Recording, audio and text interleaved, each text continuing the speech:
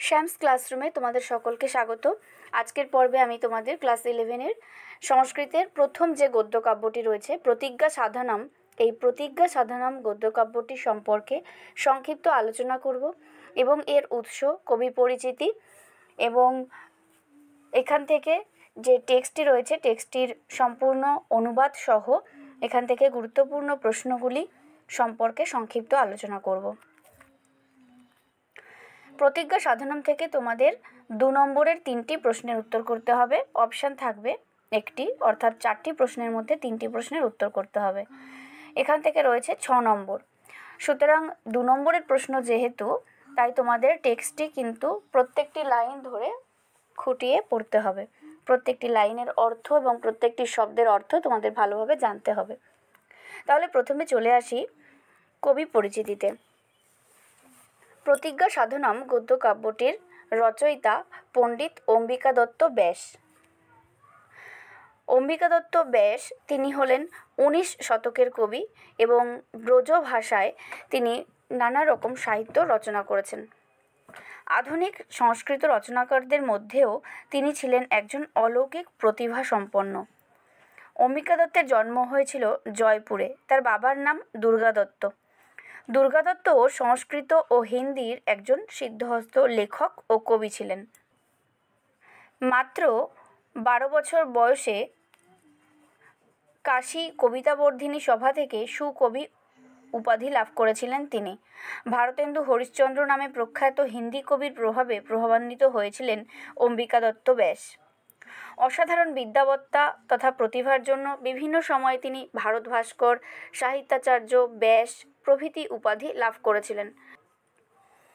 মাত্র 42 বছর বয়সে 1900 খ্রিস্টাব্দে 9 বছরের ছেলে, এক মেয়ে এবং বিধবা স্ত্রীকে অসহায় অবস্থায় ফেলে রেখে অম্বিকা দত্ত ব্যাস পরলোক গমন করেন। তার গ্রন্থ সংখ্যা ছিল 75। ব্যাসজির ছত্রপতি শিবাজির জীবন অবলম্বনে রচিত শিবরাজ বিজয়ম এক অসাধারণ গদ্যকাব্য। আমাদের আলোচ্য প্রতিজ্ঞা সাধনম অম্বিকা দত্ত ব্যাস রচিত শিবরাজ বিজয়মের অংশবিশেষ। এই শিবরাজ বিজয়ম গদ্যকাব্যটি মূলত 3টি ভাগে বিভক্ত ছিল। প্রথমটি হলো শিবরাজ বিজয়ম, 2 নম্বর হলো সহস্র নাম রামায়ণম এবং 3 হচ্ছে রত্নাষ্টকম। এই 3টির মধ্যে প্রথমটি আমাদের আলোচ্য প্রতিজ্ঞা সাধনম গদ্যকাব্যের উৎস। তাহলে প্রতিজ্ঞা সাধনম গদ্যকাব্যটির উৎস যদি জিজ্ঞেস করা হয়, বলা যাবে যে ব্যাসের শিবরাজ বিজয়ম কাব্যটি হলো প্রতিজ্ঞা সাধনম গদ্যকাব্যের উৎস। শিবরাজ বিজয়মের প্রথম খণ্ডের চতুর্থ নিঃশ্বাস, অর্থাৎ প্রথম বিরামের চতুর্থ নিঃশ্বাস থেকে উৎকলিত। এই প্রসঙ্গে বলে রাখি, বিরাম হলো অধ্যায়। শিবরাজ বিজয়ম গ্রন্থটিতে মোট 3টি বিরাম আছে, অর্থাৎ 3টি অধ্যায় আছে এবং প্রতিটি বিরামে 4টি করে নিঃশ্বাস আছে। নিঃশ্বাস বলতে খণ্ডাধ্যায়, অধ্যায়ের মধ্যে যে খণ্ডগুলো তাকে বলা হয় খণ্ডাধ্যায়। তাহলে মোট অধ্যায় হলো 12টি। আলোচ্য গদ্যাংশটি প্রথম বিরামের চতুর্থ নিঃশ্বাস থেকে উৎকলিত। এরপর বিষয় সম্পর্কে একটু সংক্ষিপ্ত ধারণা দিই। শিবাজির জীবনের 1657 থেকে 67 খ্রিস্টাব্দ এই সময় পর্বকে কেন্দ্র করে শিবরাজ বিজয়ম গদ্যগ্রন্থটি রচিত হয়েছে। বিষয়টি শুরু হচ্ছে এইভাবে: আষাঢ় মাস, সন্ধ্যার সময় সূর্য অস্ত যাচ্ছে, সিঁদুরের মতো লাল মেঘের মধ্যে সূর্য প্রবেশ করছে, চড়াই পাখিরা বাসায় ফিরে যাচ্ছে। হঠাৎ মেঘের রাশি আকাশে আবির্ভূত হলো এবং কিছুক্ষণের মধ্যেই ছেয়ে গেল আকাশ। এই সময় দেখা গেল 16 বছরের একটি ফর্সা ছেলে পাহাড়ি রাস্তা ধরে ঘোড়ায় চড়ে যাচ্ছে। তার শরীর সুগঠিত, কোঁকড়ানো চুল। দূর থেকে আসার পরিশ্রমের ফলে কপালে, গালে, নাকের ডগায়, ঠোঁটে বিন্দু বিন্দু ঘাম জমেছে। মাথায় উষ্ণিস। কোন চোখ দিয়ে বোঝা যাচ্ছে যে সে শিবাজির বিশ্বস্ত একজন এবং সে সিংহদ্বার থেকে তারই একটি চিঠি নিয়ে তোরণ দুর্গে যাচ্ছে। হঠাৎ এমন সময় উঠল ভীষণ ঝড়। একে তো সন্ধ্যার অন্ধকার, তার উপর মেঘের ঘনঘটা, তার উপর ঝড়ের দাপটে ওড়া ধুলোয় শুকনো পাতায় অন্ধকার দ্বিগুণ হয়ে গেল। এখানে পাহাড় থেকে পাহাড়ে, শৃঙ্গ থেকে শৃঙ্গে, বন থেকে বনে, ঝর্ণা থেকে ঝর্ণা, উপত্যকা থেকে উপত্যকায় যেতে কোনো সরল পথ নেই। সরল পথ বলতে সোজা পথ নেই। ঘোড়া খুব মসৃণ পাথরে স্খলিত হচ্ছে, অর্থাৎ ঘোড়ার খুর পিছলে যাচ্ছে। তবুও ওই শিবাজির চর, ওই অশ্বারোহী যুবকের কোনো ক্লান্তি নেই। তার আছে শুধু প্রতিজ্ঞার বাণী, যে দেহের পাতন বা কার্যের সাধন, অর্থাৎ যতক্ষণ পর্যন্ত তার দেহে প্রাণ আছে ততক্ষণ পর্যন্ত তার সেই প্রতিজ্ঞা বা তার উপর যে দায়িত্ব বর্ষিত আছে সেই দায়িত্ব সে পালন করবে। তাই সমস্ত কিছুকে উপেক্ষা করে সে শিবাজির সেই চিঠিটি পৌঁছে দেওয়ার জন্য তৎপর হয়ে আছে, অর্থাৎ তার প্রতিজ্ঞা সাধনের জন্য সে কিন্তু চেষ্টা করে চলেছে। এই বিষয়টিকে কেন্দ্র করেই প্রতিজ্ঞা সাধনম গদ্যগ্রন্থটি রচিত। তাহলে এই প্রসঙ্গকে স্মরণ করে আমরা বলতে পারি যে এই গদ্যগ্রন্থটির যে নামকরণ রাখা হয়েছে প্রতিজ্ঞা সাধনম, এই বর্ণিত কাহিনীটির উপর নির্ভর করেই কিন্তু এই নামকরণ করা হয়েছে। বিষয়ের সঙ্গে সামঞ্জস্য রেখেই নামকরণ হয়ে উঠেছে অত্যন্ত তাৎপর্যপূর্ণ। কারণ সেই শিবাজির অনুচরের প্রতিজ্ঞা সাধনে তার যে অবিচল মনোভাব, সেই অবিচল মনোভাবের কথা মাথায় রেখেই কিন্তু গদ্যাংশটির নামকরণ করা হয়েছে প্রতিজ্ঞা সাধনম। সুতরাং বলা যায় যে এই নামকরণটি অত্যন্ত সার্থক এবং সামঞ্জস্যপূর্ণ। এরপরে আমরা চলে আসব এর যে টেক্সট রয়েছে, টেক্সটটি ধরে তার আক্ষরিক অর্থ অনুবাদের মধ্য দিয়ে। এরপরে চলে আসছি আমরা মূল পাঠে। মূল পাঠটি আমরা করব এবং ভেঙে ভেঙে পাঠ করে এর অর্থটাকে আমরা বোঝার চেষ্টা করব। তাহলে চলে আসছি প্রথম অংশে। প্রথমে দেখো রয়েছে শিববীরস্য কোপি সেবক, অর্থাৎ শিববীরের কোনো একজন সেবক শ্রী রঘুবীর সিংহ তস্যাবশ্যকং পত্রং চাদায় মহতা ক্লেশন সিংহ দুর্গা তরুণদুর্গং প্রয়াতি, অর্থাৎ শিববীরের কোনো এক সেবক শ্রী রঘুবীর সিংহ সেই শিববীরের জরুরি এক চিঠি নিয়ে খুব কষ্ট করে সিংহদুর্গ থেকে তরুণদুর্গে যাচ্ছিলেন। মাস অয়ম আষাঢ়স্য শাস্তি সময়শ্চ সায়ম অস্তং জিগমেষু ভগবান ভাস্কর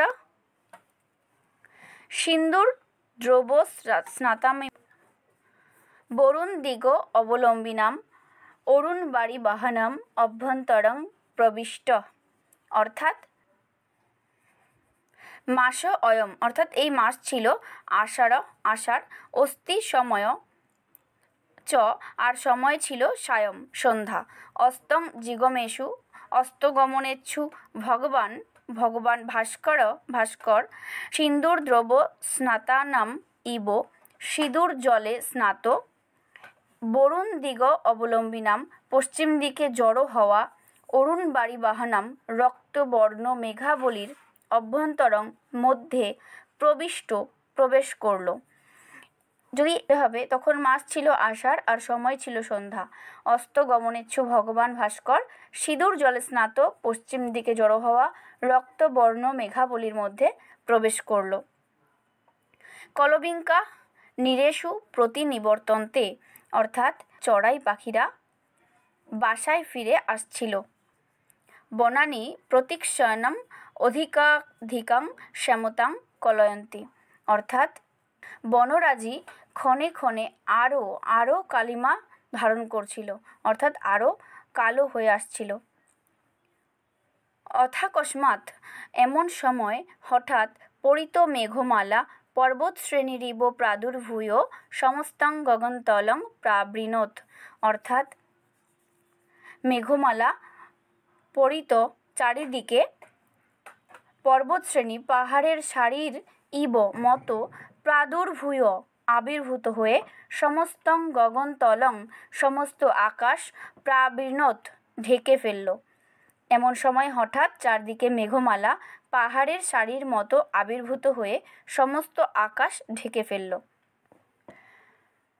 অস্মিন সময়ে এক ষোড়শবর্ষদেশীয় গৌর যুবা হয়েন পর্বতশ্রেণীর উপর্যুপরি গচ্ছতি স্ম, অর্থাৎ এমন সময় 16 বছর বয়সের এক ফর্সা ছেলে ঘোড়ায় চড়ে পর্বতমালার ওপর দিয়ে যাচ্ছিল। এস সুগঠিত দৃঢ় শরীরও শ্যাম শ্যামই গুচ্ছ গুচ্ছে কুঞ্চিত কুঞ্চিতই কচক কলাপৈ কমনীয় কপোলপালি দুরাগমনায় শবসেন শ্বেদ বিন্দু ব্রজেন সমাচ্ছাদিত ললাট কপোল নাসাগ্রোত্তরষ্ঠ প্রসন্ন বদনাম্ভোজ হরিতস্নিশ শোভিত হরিতে নৈব চ কঞ্চুকেন প্রকটীকৃত গৃহচরতা কার্য কোপি শিববীরস্য বিশ্বাসপাত্রং সিংহদুর্গাৎ তস্যৈব পত্রমাদায় তরণদুর্গাং প্রয়াতি স্ম। এই ছেলেটির অঙ্গের গঠন সুন্দর, শরীর সুঠামো, কালো কালো গুচ্ছ কোঁকড়ানো চুল, সুশোভিত গাল, দূর থেকে আসার পরিশ্রমের ফলে ঘামের বিন্দুগুলি দিয়ে কপাল, গাল, নাকের অগ্রভাগ আর ওপরের ঠোঁট আচ্ছাদিত হয়েছিল। প্রসন্ন মুখপদ্ম, মাথার উষ্ণিস সবুজ বর্মের দ্বারা জানা যাচ্ছে যে সে গুপ্তচর বৃত্তিতে রাজা শিবাজির কোনো এক বিশ্বস্ত যুবক সিংহদুর্গ থেকে তারই চিঠি নিয়ে তোরণ দুর্গে যাচ্ছিল। এখানে যদি আমরা শব্দগুলো ভেঙে মানে করি তাহলে একবার দেখে নিতে পারি। অস্মিন সময়ে অর্থাৎ এমন সময় এক ষোড়শ বর্ষ দেশীয় গৌর যুবা অর্থাৎ বছর 16 এক ফর্সা ছেলে অয়েন ঘোড়ায় চড়ে পর্বত শ্রেণী অর্থাৎ পর্বতমালার উপর্যুপরি ওপর দিয়ে গচ্ছতি স্ম যাচ্ছিল। এসো এই ছেলেটি সুগঠিত দৃঢ় শরীর ও সুন্দর অঙ্গের গঠনে সুঠামো শরীর, শ্যাম শ্যামই কালো কালো গুচ্ছ গুচ্ছই গুচ্ছ গুচ্ছ কুঞ্চিত কুঞ্চিতই কোঁকড়ানো কচকলাপই চুল, কমনীয় কপোল পালি অর্থাৎ সুশোভিত গাল, দুরাগমনায় অবশেষণ দূর থেকে আসার পরিশ্রমের ফলে শ্বেদ বিন্দু ব্রজেন ঘামের বিন্দুগুলি দিয়ে সমাচ্ছাদিত ললাট কপোল নাসাগ্রন্তরেষ্ঠ কপাল, গাল, নাকের অগ্রভাগ আর ওপরের ঠোঁট আচ্ছাদিত হয়েছে। প্রসন্ন বদনাম্ভোজ, প্রসন্ন মুখপদ্ম, হরিতস্নিশ শোভিত, সবুজ উষ্ণিসে শোভিত, হরিতেন এব চ কঞ্চুকেন সবুজ বর্মের দ্বারা প্রকটীকৃত গৃহচরতা কার্য জানা যাচ্ছে যে সে গুপ্তচর বৃত্তিতে রত। ওপি কোনো এক শিববীরস্য শিববীরে বিশ্বাসপাত্রং বিশ্বস্ত যুবক সিংহদুর্গাৎ সিংহদুর্গ থেকে তস্য এব তারই পত্রম একটি চিঠি আদায় নিয়ে তোরণ দুর্গে প্রয়াতি যাচ্ছিল। তাহলে সম্পূর্ণ অংশটির বাংলা করলে এরকমই দাঁড়ায় যে 16 বছর বয়সের একটি যুবক ফর্সা ঘোড়ায় চড়ে সে পর্বতমালার উপর দিয়ে যাচ্ছিল এবং এই ছেলেটির অঙ্গের গঠন সুন্দর, শরীর সুঠামো, তার কালো কালো গুচ্ছ গুচ্ছ কোঁকড়ানো চুল, তার সুশোভিত গাল এবং দূর থেকে আসার ফলে তার পরিশ্রমের জন্য ঘামের বিন্দুগুলি কপাল, গাল, নাকে অগ্রভাগে যেন সজ্জিত হয়েছিল। প্রসন্ন মুখপদ্ম এবং মাথার উপর সবুজ উষ্ণিস যেন সবুজ বর্মের দ্বারা জানা যাচ্ছে যে সে যেন গুপ্তচর বৃত্তিতে শিবাজির কোনো এক বিশ্বস্ত যুবক যে সিংহদুর্গ থেকে তারই চিঠি তোরণ দুর্গে নিয়ে যাচ্ছে। তাহলে এই দুটো প্যারা আজকে আমি বঙ্গানুবাদ করলাম, অর্থসহ আলোচনা করলাম। এখান থেকে তোমাদের যে প্রশ্নগুলো হতে পারে সেগুলো আমি বলে দিচ্ছি এবং পরবর্তী পর্বে আমি তোমাদের বাকি যে দুটো অংশ রয়েছে সেই দুটো অংশ সম্পূর্ণ আলোচনা করব, সেখান থেকে প্রশ্ন উত্তরও আলোচনা করব। তাহলে এখান থেকে যে প্রশ্নগুলো আমরা অবশ্যই দেখে নেব সেগুলো হলো সমস্তং গগনতলং প্রাবৃণত, কি গগনতল ছেয়ে ফেললো তার একটি সংক্ষিপ্ত পরিচয় দাও। এবং নেক্সট গৌরযুবা হয়ন গচ্ছতি স্ম, কে এই গৌরযুবা তার পরিচয় দাও। 3 নম্বরে যেটা বলবো তা হলো পাহাড়ি পথে ভ্রমণরত গৌরবর্ণের যুবকের শারীরিক অবস্থা বর্ণনা করো, অর্থাৎ যুবকের যে শারীরিক বর্ণনা দেওয়া হয়েছে সেটি তোমাদের ভালো করে জানতে হবে এবং লিখতে হবে। পাঠ্যাংশে শিবাজির দুটি দুর্গের নাম আছে, সেগুলি কি কি, সেগুলি কোথায় অবস্থিত, শিবাজির অনুচর কি উদ্দেশ্যে পাহাড়ি পথ ধরে যাচ্ছিল। মোটামুটি এই ধরনের প্রশ্নগুলো কিন্তু তোমাদের পড়তে হবে, এগুলো 2 নম্বরের জন্য থাকবে। এছাড়া আরও ইম্পর্টেন্ট কোয়েশ্চেন আছে, সেগুলো নিয়ে আমি পরবর্তী পর্বে আলোচনা করব। পরবর্তী পর্বে আরও দুটো যে টেক্সট বাকি থাকলো সেগুলো আলোচনা করব। দেখতে থাকো সায়েন্স ক্লাসরুম। ভালো থেকো, টাটা।